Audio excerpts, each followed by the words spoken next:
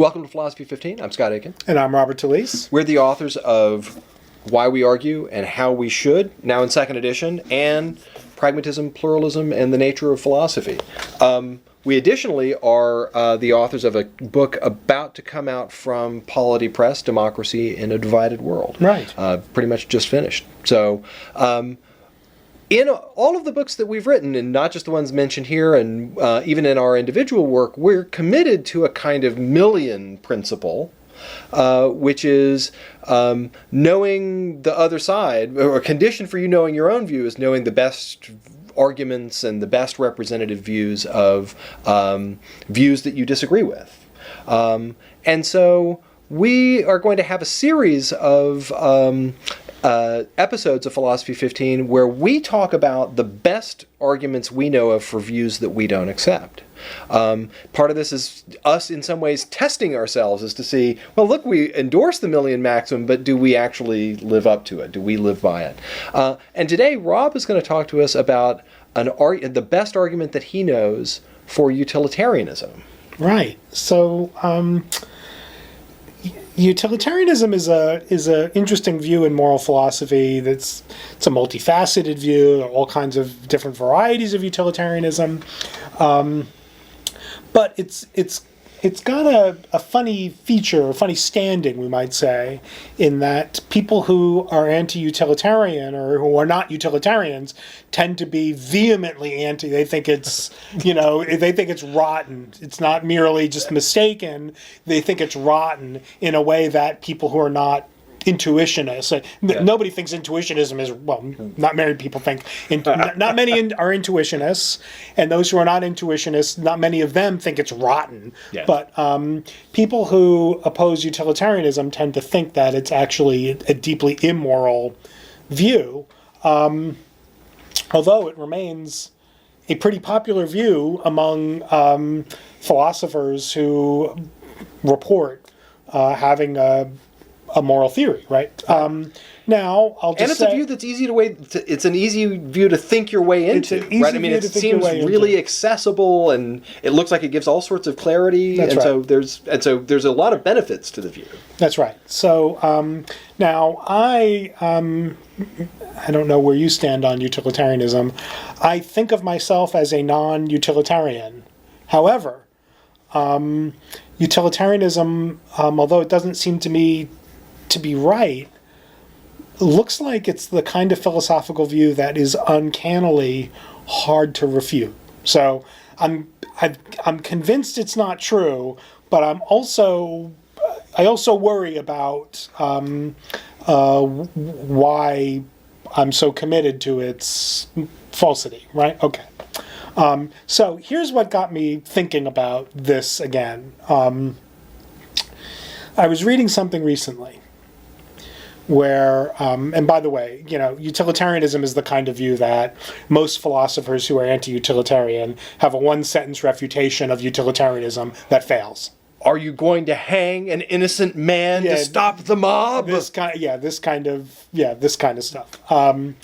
So I was reading something, I forget where it was, but it was presented as a quick and dirty, but nonetheless decisive refutation of utilitarianism. Okay. And it said, the problem with utilitarianism is that it cannot acknowledge the possibility of there being any constraints on how one achieves the best outcome.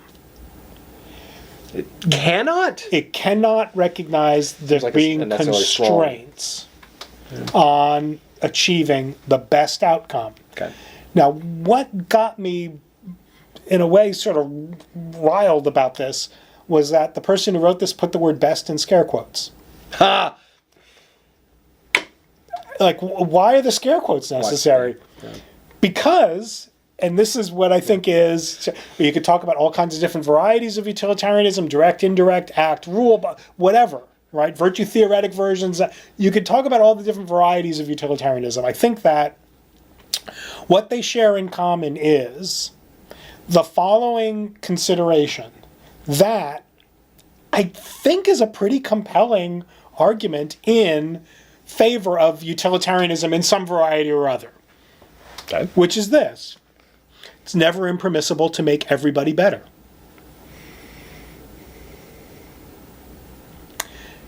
Now that seems to me true. Now, if you put it in scare quotes, it looks like it's easily refutable. No, right. So don't part do of the that. refutation is not in the scare quoting. Don't right? do that. Yeah. Right? Don't do that. Don't Right. do what this guy did.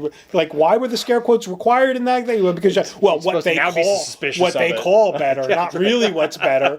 Like, okay, to presume that it's false. then. that begs the question, right? Yeah. So, I think that if you think that, well, look, what gets us on the utilitarian track, and now it's just an argument about what version of utilitarianism. Right. What gets us on the utilitarian track looks like, how else can we explain the fact? It seems to me to be it seems to me to be true. Let's forget about obvious. It's never impermissible to make everybody better.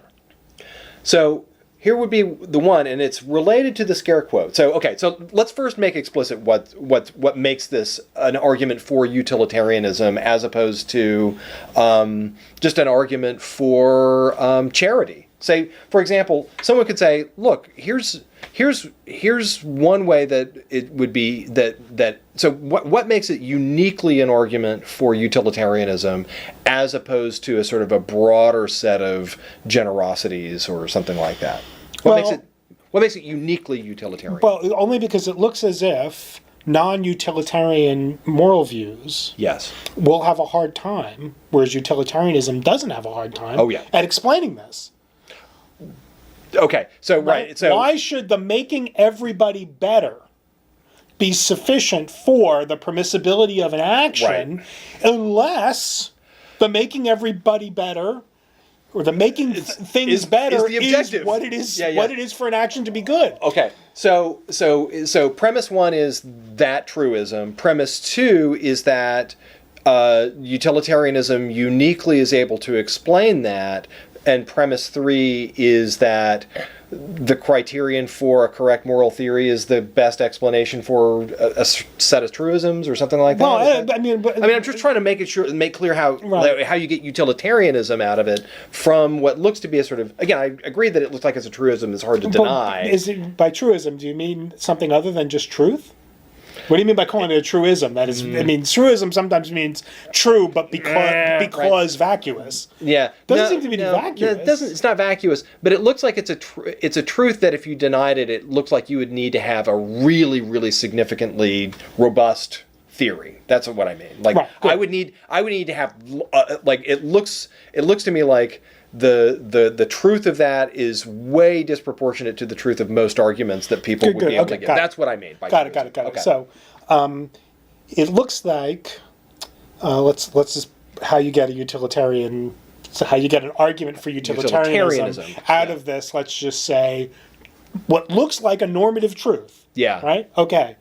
You get utilitarianism out of it by way of a kind of utilitarian. Well, it is. Utilitarianism explains the truth of that. Right. And every non-utilitarian moral view is going to have to jump through hoops. Well, should in principle, right? If you think that the criterion for permissible and impermissible, good or bad, right and wrong action has to do with something other than the making people better or worse with respect to some, broadly speaking, consequentialist criterion, right? Yep. Then it looks like it would be a curiosity. It would be sort of hard to understand why that non-utilitarian criterion for good and bad action, right and wrong action, permissible and impermissible action should also have the result that every action that makes everybody better also satisfies that alternative criterion for good or bad, right and wrong, permissible and impermissible. Okay, so I'm seeing this a little bit more clearly as to how this uniquely picks out utilitarianism as opposed to, I mean, it certainly picks out a certain class of consequentialisms. Good. Let's start there. Let's just start there. Yeah, right. Now, if you get something closer to utilitarianism, or it looks like you're getting something uniquely utilitarian, not merely consequentialist, when you just sort of put a little pressure on better. Better, yeah. Good. Right. And so it's like, you could say like, here's the what makes it utilitarianism. We're clear about what better means, as opposed to most of these other consequentialisms. You're like, better was like, what's better? It's like, or you just start with something that's supposed to just be intuitive or something like that, right? Or even if we want to say, look, there's still an argument about what you mean by better. Yeah. Like, okay, now we're just talking about which version of utilitarianism Okay, all right. we're gonna land on. We're not talking about whether we should be utilitarians rather than deontologists, intuitionists, something else. Yeah. It's like, once you say, look, how do I accommodate? This looks like it's rock solid as a normative truth. Yeah. It's never impermissible to do that which improves everybody, makes everyone better. Looks like that looks rock bottomy. Utilitarianism makes good sense of it. The other views, it looks like it's not clear that they can acknowledge it. It looks like they need a theoretical, account of why their non-utilitarian criterion nonetheless tracks or is always going to be consistent with. Or let me put it to you this way. Every non-utilitarian view is at least going to have to recognize the possibility of an act being impermissible, despite the fact that it improves everybody. And so here are the two strategies that I would have as a non-utilitarian. One would be whether or not that's an understatement, because utilitarianism says it's not only impermissible, it's not only not impermissible or permissible to improve everybody, it's in fact obligatory.